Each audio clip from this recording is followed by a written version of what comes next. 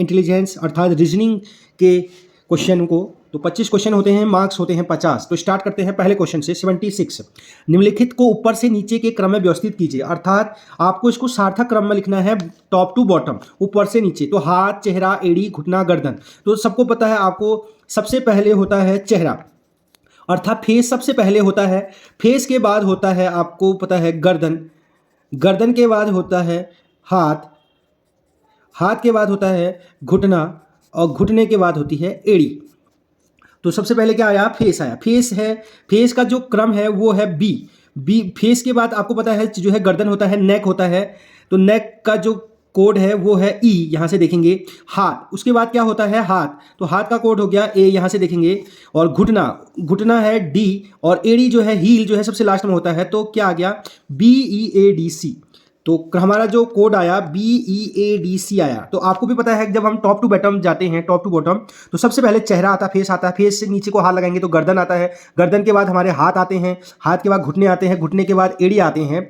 तो क्रम आ गया BEADC। तो BEADC को देखेंगे तो BEADC ऑप्शन 2 हो जाएगा। तो 76 का 2। इस प्रश्न आकृति X का सही दर्पण प्रतिबिंब बताना है, आपको मिरर इमेज बताना है। तो ये जैसे ये चित्र है, इसका आपको दर्पण प्रतिबिंब बनाना है। तो जब भी ये कोई चित्र ऐसे होता है तो उसका मिरर इमेज होता है ऐसे। तो यहाँ पर इस वाले तीर वाले, बड़े वाले तीर का मिरर इमेज हो जाएगा ऐसा। फिर ये तीर है तो इसका मिरर इमेज हो जाएगा ऐसा।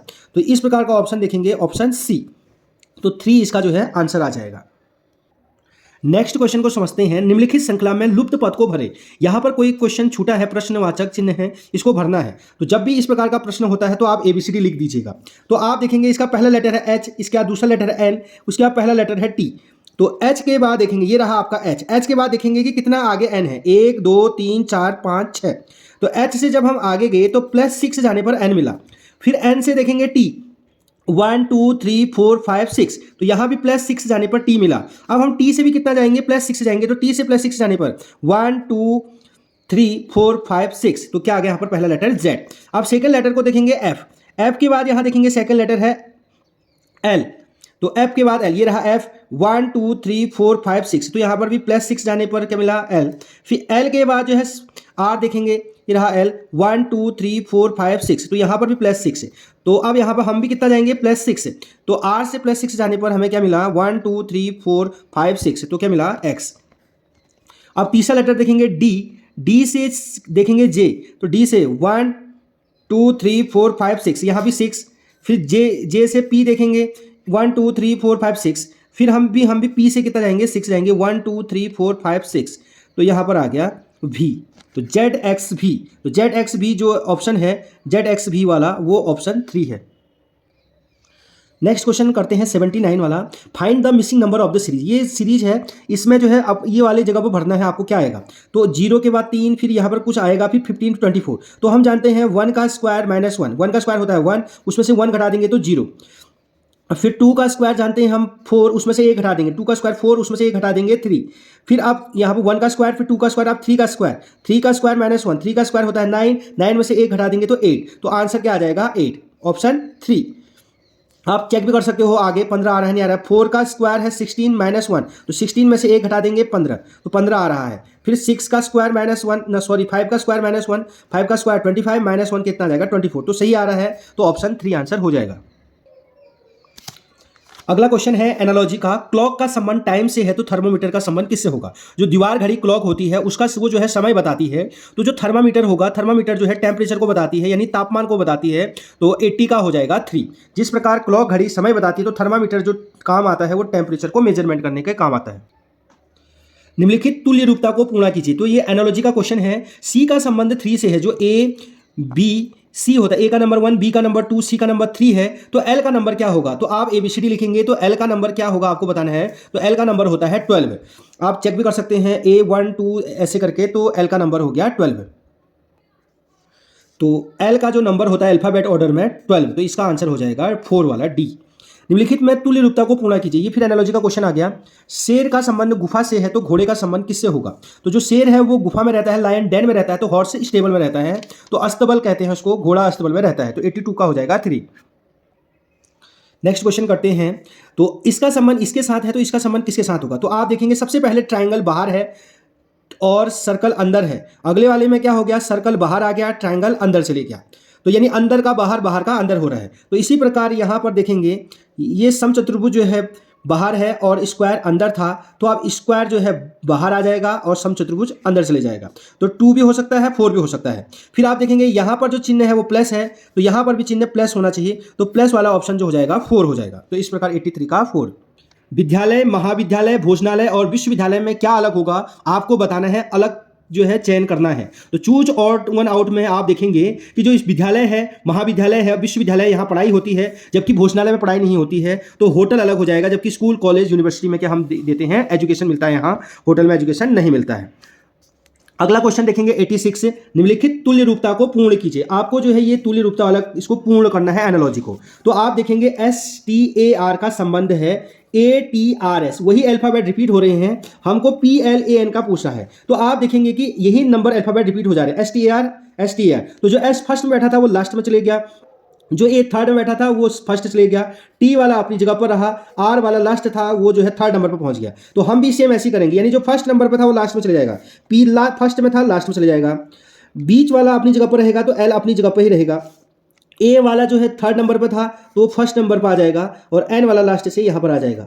तो ये हो जाएगा एल, ये ए है तो ये हो जाएगा ALNP। तो ALNP वाला हो जाएगा ऑप्शन ए।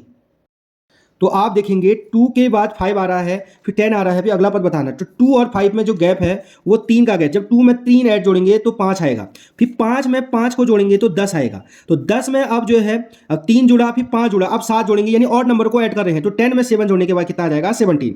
फिर 3 2 5 2 7 2 9, तो 26 है। तो इस प्रकार इसका आंसर क्या आ जाएगा, 2, यानी 17 आंसर आ जाएगा। कैसे, इनका गैप देखा हमने, 2 में 3 जोड़ने के बाद 5, 5 में 5 जोड़ने के बाद 10, 10 में 7 जोड़ने के बाद 17। क्या क्या जोड़ा हमने, ऑड नंबर 3 5 7, तो इस प्रकार आंसर आ गया 17।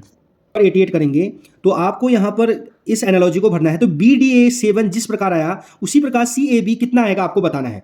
तो आप देखेंगे जो B का नंबर होता है अल्फाबेट में, जब 1 2 3 लिखते हैं तो B का नंबर होता है 2, D का नंबर होता है 4 और A का नंबर होता है 1। तो इसको जब हम ऐड कर देंगे, 4 में 2 जोड़ा 6, 6 में 1 जोड़ा 7, तो BDA कितना आ गया 7। उसी प्रकार हम क्या जोड़ेंगे, CAB को भी जोड़ देंगे। C का नंबर होता है 3, A का नंबर होता है 1, B का नंबर होता है 2, तो हम इसको ऐड कर देंगे। तो 3 में 2 जोड़ा 5, 5 में जो 1 जोड़ा 6, तो 6 आंसर आ जाएगा, ऑप्शन 2 हो जाएगा।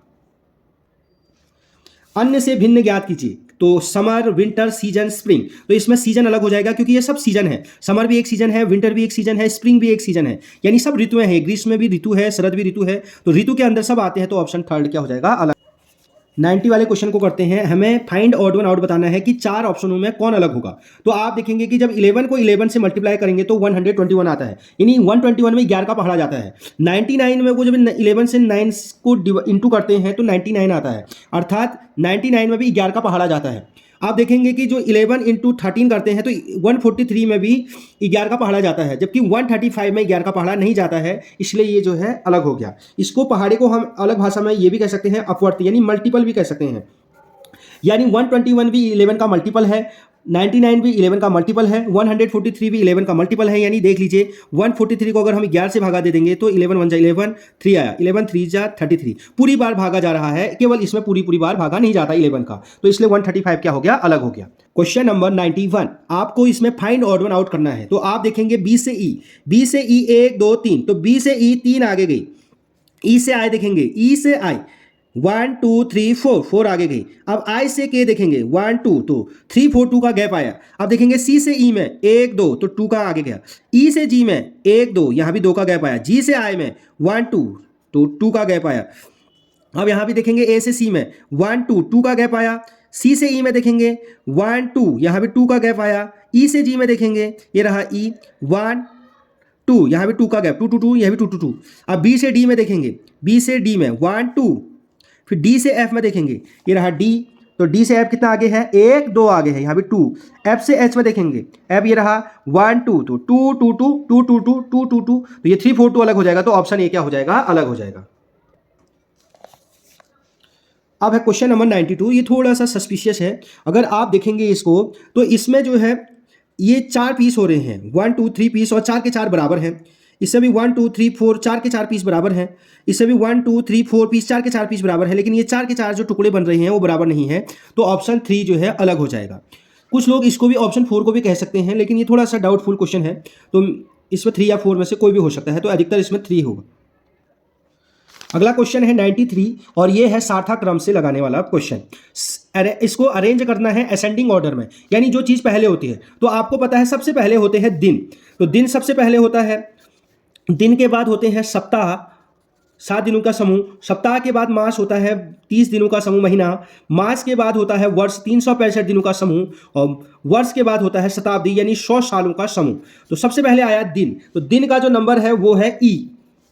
फिर सप्ताह, सप्ताह का जो नंबर है वो है डी, डी के बाद जो है मास आया, मास का जो नंबर है वो है बी, वर्ष आया, वर्ष का नंबर है ए, और शताब्दी, शताब्दी का नंबर सी। तो क्या आया, कोड क्या आया, ई डी बी ए सी। तो आप देखेंगे ई डी बी ए सी, ऑप्शन जो है 3 जो है सही हो जाएगा।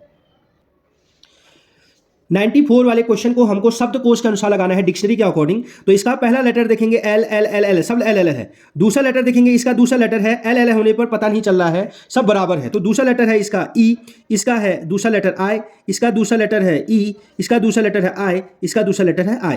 तो हम जानते हैं ए बी सी डी ई में सबसे पहले जब अल्फ़ाबेट बोलते हैं तो ए आता है, बी आता है, सी आता है, डी आता है, ई आता है। तो ई वाले लेकिन 2 होंगे, तो इन्हीं के बीच में कंपटीशन होगा, इसके और इसके बीच में कंपटीशन होगा कि कौन फर्स्ट आता है, क्योंकि बाकी आई वाले हैं तो ये बाद में आएंगे। तो इसका अगला लेटर देखेंगे, इसका अगला लेटर है टी और इसका अगला लेटर है एम। तो ए बी सी डी बोलेंगे, टी और एम में पहले कौन आता है, तो A B C D E F G H I J K L M. तो एम पहले आता है तो ये हो जाएगा फर्स्ट। अब ये जैसे ये फर्स्ट हुआ तो ये हो जाएगा सेकंड। अब थर्ड फोर्थ फिफ्थ के लिए कंपटीशन है, ये आई वाले थे इसलिए इनको पीछे किया। अब इसका थर्ड लेटर देखेंगे, इसका थर्ड लेटर है टी, इसका थर्ड लेटर है, इसका भी टी, इसका थर्ड लेटर है जेड, इसका थर्ड लेटर है जेड। तो आपको पता है ए बी सी डी ई में सबसे पहले टी आता है फिर जेड आता है, तो जैसे ये जेड आता है तो ये फिफ्थ नंबर हो जाएगा, लास्ट आ जाएगा। अब थर्ड और फोर्थ के लिए कंपटीशन होगा, तो इसका अगला लेटर देखेंगे, इसका अगला लेटर है टी, तो इसका अगला लेटर भी है टी, अभी भी पता नहीं चल रहा है। इसका अगला लेटर है ई, इसका अगला लेटर है एल। तो ई और एल में सबसे पहले आपको पता है ई पहले आता है तो ये हो जाएगा थर्ड और ये हो जाएगा फोर्थ। तो इस प्रकार जो फर्स्ट आया वो सी आया, फर्स्ट जो आया सी आया, फर्स्ट कौन आया सी, सेकेंड जो आया वो आया ए, थर्ड आया बी, फोर्थ आया डी और फिफ्थ आया ई। तो कूट बन गया C A B D E, C A B D E. तो ऑप्शन 3 जो है सही हो जाएगा। क्वेश्चन नंबर 95, आपको इसका संबंध इसके साथ है तो इसका संबंध किसके साथ होगा ये बताना है। तो आप देखेंगे जो काला वाला जो चिन्ह है सर्कल है, तो सर्कल यहाँ भी स्क्वायर है तो यहाँ भी स्क्वायर होगा। फिर आप देखेंगे काला वाला जो पार्ट है वो 2 कॉलम आगे बढ़ जा रहा है, 1 2, 2 खाने आगे बढ़ जा रहा है, वो भी एंटी क्लॉकवाइज डायरेक्शन में। तो एंटी क्लॉक डायरेक्शन में 2 खाने आगे बढ़ रहा है, 1 2 तब यहां पहुंचा रहा है। अब ये भी 2 खाने बढ़ेगा, 1 2, तो 2 खाने वाला, तो इस प्रकार इधर वाला जो ऑप्शन हो जाएगा वो हो जाएगा ऑप्शन 3। निम्नलिखित आकृति में कौन सा दिए गए चित्र का एक भाग है, तो कौन सा, ये जो 4 ऑप्शन दिए हैं इस प्रश्न चित्र में कौन सी आकृति निहित है, कौन सा उसका एक टुकड़ा है। तो आप देखेंगे इसका आंसर हो जाएगा 2 वाला, और 2 वाला टुकड़ा कहां पर है ये देखेंगे ध्यान से, तो ये आपको दिख रहा है कि ये टुकड़ा यहां पर है, तो 96 का हो गया 2। 97 वाले क्वेश्चन को करेंगे, तो आपको इस प्रश्नवाचक चिन्ह के स्थान पर क्या आएगा आपको बताना है। तो ऊपर वाले नंबरों को हमने 3 4 जा 12, ऊपर वाले नंबरों को जोड़ इंटू कर दिया, तो इंटू करने के बाद 3 4 जा 12 और 12 का आधा किया तो 6। क्या क्या मैंने ऊपर वाले नंबरों को गुणा कर दिया, जितना आया उसका आधा कर दिया तो 6। अब यहाँ पर भी ऐसे करेंगे, 6 और 5 को इंटू कर देंगे 30 और 30 का आधा आ जाता है 15, तो यहाँ 15 आ रहा है। तो क्या क्या ऊपर इंटू करा, जितना आया उसका आधा कर दिया तो आंसर आ जा रहा है। तो यहाँ भी ऐसे करेंगे, 7 × 2 करेंगे, 7 × 2 होता है 14 और 14 का आधा होता है 7। तो क्वेश्चन 97 का आंसर हो जाएगा 2, ऑप्शन 2 यानी 7 आंसर आ जाएगा। निम्नलिखित श्रृंखला में लुप्त पद बताइए। फिर यहाँ पर आपको बताना है कि यहाँ पर क्या आएगा। तो आप देखेंगे सबसे पहले आ रहा है ए बी सी आ रहा है, फिर क्या हुआ, जो ये वाला लास्ट पद था वो अगले वाले में एक बार और आ जा रहा है, इस वाले पद में 2 सी आ जा रहे हैं। फिर एक बार आगे जाएंगे तो 2 सी के बाद 2 बी आ जा रहे हैं, यानी 2 पहले वाले में ए बी सी था तो ये जो सी वाला था वो डबल हो गया है। फिर अगले वाले में क्या हुआ, ये जो बी अकेले था वो डबल हो गया, सी सी वैसी रहा। अब अगले वाले में क्या होगा, जब सी भी डबल हो चुका है, बी भी डबल हो चुका है, तो ए भी डबल होगा, तो double A double B double C. तो ऑप्शन 4 जो है सही हो जाएगा। उस सही चित्र का चयन कीजिए जो आकृति को पूरा करते हैं। यहाँ पर आपको आंसर भरना है। तो आप देखेंगे कि ये वाला भाग खाली है। खाली होने के बाद अगले वाले में इधर साइड ऐसे वाले बिकार्ड में जो यहाँ कलर आ जा रहा है, इस साइड कलर आ जा रहा है। अगले वाले में देखेंगे कि इस साइड कलर आ रहा है, इसके उल्टे, जैसे इस साइड है तो इसका उल्टे साइड इधर को जो है कलर आ जा रहा है। पहले इधर थे, अब ऐसे यहाँ भी देखेंगे ये वाला भाग पूरा है। उसके बाद ये वाले हिस्से में जो है कलर आ जा रहे हैं, तो अगले बार में इसके उल्टे वाले भाग में कलर आ जा रहे हैं। तो यहाँ भी ऐसे ही होगा, जो चित्र है वो ऐसे रहेगा। अगला चित्र में ये ऐसी चित्र ऐसी रहेगा, जो इसका उल्टे वाले भाग में कलर आ जाएगा, तो ऊपर नीचे जो है कलर आ जाएंगे। तो ऊपर नीचे कलर वाला हो जाएगा ऑप्शन 2। लास्ट क्वेश्चन करते हैं, क्वेश्चन नंबर 100। हमें ये एनालॉजी को पूरा करना है। तो क्रिकेट का संबंध बल्ले से है, बैट से है, तो हॉकी का संबंध किससे होगा? स्टिक से होगा। जिस प्रकार हम क्रिकेट में बल्ले का यूज करते हैं, तो हॉकी में एक प्रकार का डंडा जो मुड़ा हुआ होता है, इस प्रकार का आपने देखा होगा हॉकी स्टिक, तो वो इसका आंसर हो जाएगा।